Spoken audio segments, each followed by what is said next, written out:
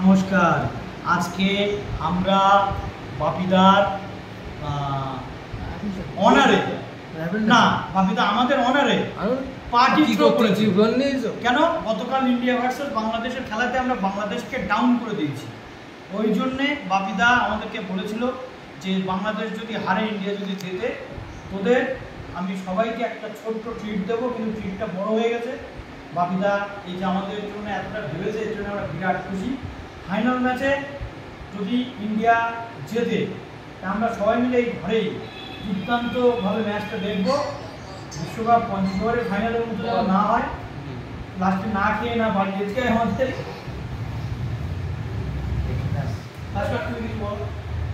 বলবে আচ্ছা প্রথম জয় শান্তি। সুদীপ এ ভাই এ সুদীপ ভাই